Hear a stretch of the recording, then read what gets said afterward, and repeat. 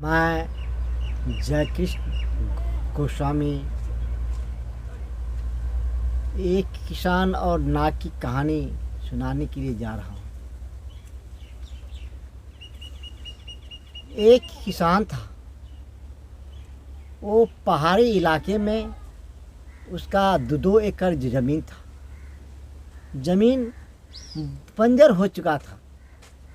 किसान रोज़ रोज़ कुदाली लेकर के खेत जाता था और उस बंजर ज़मीन को बार बार खोदता था और फसल लगाता था। उसमें कुछ फसल नहीं उबजता था। उधर से एक राक्षस आया। राक्षस आने के बाद इस किसान को बोला, भाई रे, ये खेत मैंने बंदोबस्ती कराई है, ये खेती तुम ही करो, लेकिन आधा उपजा मुझे दो और आधा उपजा तू ले जाओ। किसान ने बोला, ठीक है, ऐसा ही करूँगा। तो किसान ने राक्षस से बोला, भाई तुम ऊपर लोगे या नीचे लोगे? तो किसान ने बोला, राक्षस ने बोला, साला नीचे क्या लेगा, ऊपर का नहीं लेगा, अनाज तो ऊपर होता है। बोला, देखो भाई, मैं ऊपर लूँगा। बोला, ठीक। उस बार किसान ने उस बंजर ज़मीन में आलू लगाया। आलू लगाने के बाद आलू थोड़ा बहुत बंजर ज़मीन में कितना होता है, थोड़ा सा हुआ। किसान ने उस आलू को उखाड़ करके अपने खेत ले आया। अब जब आलू उखाड़ने लगा खेत में तो उधर से राक्षस आया। बोला, हाँ भाई किसान, मेरा आधा उपजा दे दो। बोला, भाई रे, तूने तो बोला था कि मैं ऊपर लूँगा, तो नीचे तो मैं लूँगा। बोला, हाँ, नीचे का तू लो।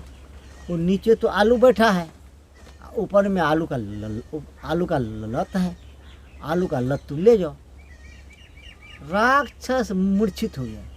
बोला, ठीक है, अगले बार मैं नीचे लूँगा और तुम ऊपर लेना।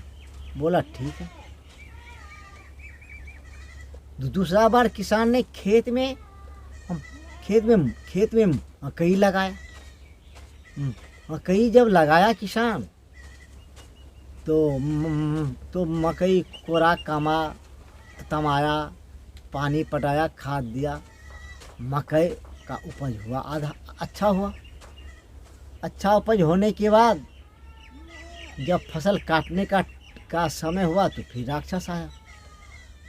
जब राक्षस आया तो बोला, भाई रे, मेरा आधा हिस्सा फसल दे दो, मैंने तो खेत को बंदोबस्ती कराया है। बोला, हाँ राक्षस जी, आपने तो बोला था कि मैं नीचे लूँगा, ऊपर तो हमारा है। तो बोला, हाँ, मैं नीचे लूँगा, वो नीचे जो कुछ है ले लो। वो राक्षस ने खोदने लगा तो कुछ नहीं मिला नीचे। किसान तो बोला, तू लो ऊपर। तो ऊपर किसान का मकई का बैल था, मकई का बैल लेने लगा।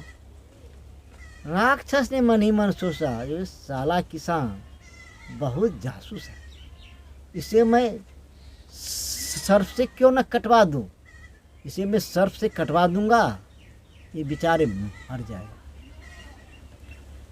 ये खेत मैं और किसी को दे दूंगा और वो अपना उपजाएगा, मुझे आधा देगा। तो उस किसान को बोला, देखो रे भाई, तुम ये खेत भी करना और एक दूसरा खेत है वो भी तुम करना। तो किसान ने बोला, वो खेत कहाँ है? बोला, पहाड़ी के जस्ट बगल में है, चलो मैं दिखाता हूँ। और उस खेत के पास ले गया, जहाँ वो नाग का बिल था, वहाँ बोला, यही खेत मेरा है। देख लिया किसान, अब वहाँ से चल दिया।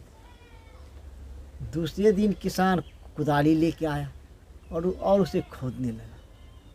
खोदते जब धूप किसान को बहुत ज़्यादा लग गया, तो उस बिल के पास एक पीपल का पेड़ था, वहाँ जाकर के किसान बैठ गया।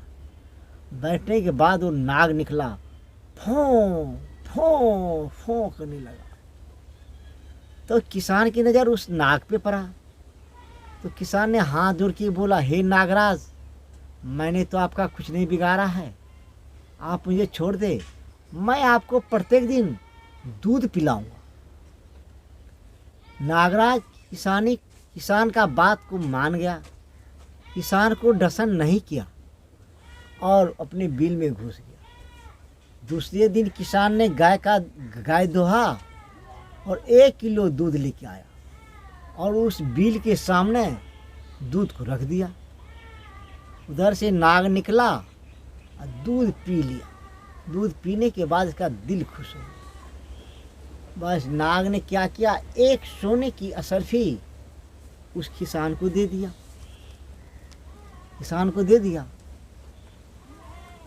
सोने की असरफी किसान को दे दिया। देने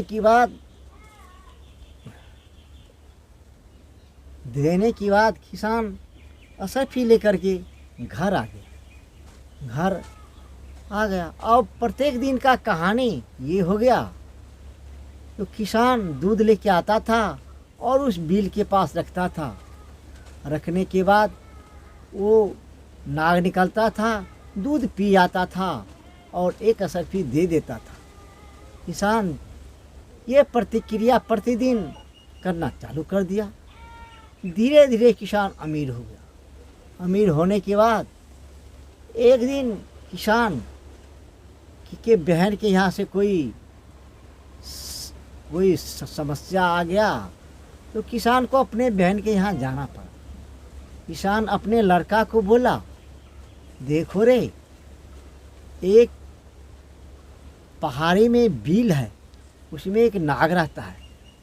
गाय का दूध निकाल करके उस बिल के पास रख देना, नाग आएगा, दूध पी लेगा और एक असरफी देगा सोने का, तू उसे ले करके घर में रख देना। बोला ठीक है। किसान के बेटा दूसरे दिन दूध निकाला और दूध निकाल करके उसी बिल के पास जा कर के दे दिया। और देने के बाद वो नाग निकला, दूध पी लिया और एक असरफी उसे दे दिया। किसान का लड़का लेकर के आ गया। किसान का लड़का मन ही मन सोचने लगा, इस नाग के पास कितना सोने का असरफी है, जो मेरे बाप को इतना दिया तो मेरा बाप इतना बड़ा अमीर हो गया, और आज 4 दिन से मैं दूध पिला रहा हूँ तो मुझे 4 असरफी दे दिया। आज मैं डंडा लेके जाता हूँ और नाग जैसे दूध पीने लगेगा, मैं उसे डंडे से मार दूंगा और उसका बिल को खोद करके सारा सोने का असरफी निकाल लूँगा। अब किसान का बेटा दूध ले लिया और मोटा लाठी ले लिया, चल दिया और वहाँ दूध रख दिया, छुप गया लाठी लेकर के।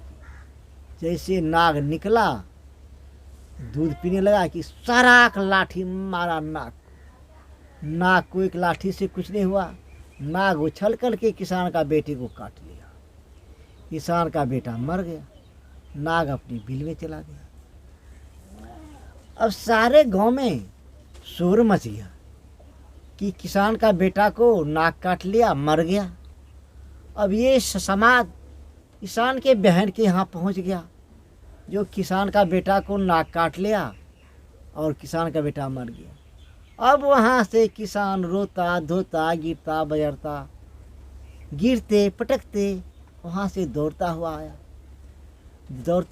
अपने बेटे को मरा हुआ देख करके किसान जोर जोर से रोने लगा और उस बिल के पास अपना सर पटकने लगा। सर पटकते पटकते जब अपना सर फोड़ लिया तो नाग को दया आ गया। नाग उस बिल से निकला, बोला, ए किसान, क्यों रोते हो? बोला, हे नागराज, मैंने आपको कितना दूध पिलाया और मैंने आपका कितना खातिर किया, और एक दिन के लिए मेरा बेटा दूध देने के लिए आया तो आपने उसे दर्शन कर लिया। बोला, नहीं, ऐसा बात नहीं है।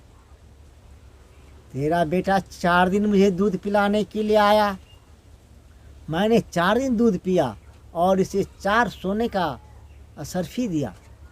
5वां रोज तेरा बेटा डंडा लेके आया, जैसे मैंने दूध पीना चालू किया, मेरे ऊपर डंडा शुरू कर दिया। देख मेरे सर का चांद टूट गया। मैं तो नहीं मरा, वही बहुत, मैं तो बच गया। लेकिन तेरा बेटा तो नहीं बचा। मेरे जुबान में इतना विष भरा है, जो मैं जिसे काट लूँ वो तो बचेगा नहीं। अंतर मंतर जादू टोना ये सब तो खेल खिलौना है। तेरा बेटा तो मर गया। बस इतना कहते हुए नाग ने अपना गर्दन दिखाया। बोला, देखो मेरे सिर में चोट है तो तेरे कलेजे में चोट है। अब किसान हाथ जोड़कर प्रार्थना करने लगा, हे नागराज, मेरे बेटे को आप बचा लीजिए, आपका भला होगा, आपका एहसान होगा। बोला, देखो अगर मेरे सर का चोट वापस हो जाएगा तो मैं तेरे बेटे को अवश्य जिला दूंगा। किसान रोता रोता उसका पाँव पकड़ करके रोने लगा। अब नाग को दया आ गया। नाग को दया आने के बाद उन्होंने उसका विष चूस लिया। नाग मर गया और उसका किसान का बेटा जिंदा हो गया। इसीलिए कभी भी लालच नहीं करना चाहिए। किसान और नाग की कहानी समाप्त हो गई।